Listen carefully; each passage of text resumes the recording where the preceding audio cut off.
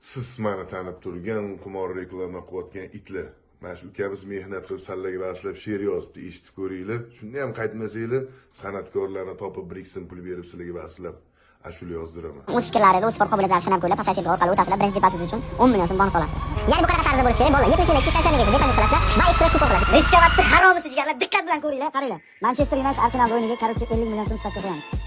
Nechtasini yostig'im qurityapsizlar, nechtasi o'zini osti siz sabab, nega yana reklama qilyapsizlar? Millatni ommadan ochiqcha aldab, bu o'yinda yutmoqlik yolg'onligini bilasiz o'zingiz juda ham yaxshi, bilasiz bu o'yin yomonligini yoki dushmanmisiz siz millatga qarshi?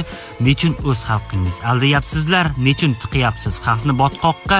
Shuncha gapirsak ham qaytmayapsizlar. Sizlarga ustunmi vijdondan soqqa? Futbolkada bildirmay tiqib ketasiz. Shu haromxo'r itlarning reklamasini o'zingizcha hayotdan ertak aytasiz, ko'krakka qo'yib olib ular rasmini.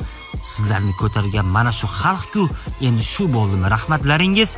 Axir sizlarda ham oila bor-ku, nahot boshqalarga kelmas rahmingiz? Bu dunyo o'tkinchi, shuni unutmang, haromxo'r emasdir millatim, elim, millatni ichidan yemirmang, yutmang, sizlarga eslatma bo'lsin shu she'rim. Nechtasini yostig'im qurityapsizlar, nechtasi o'zini osti siz sabab, nega yana reklama qilyapsizlar?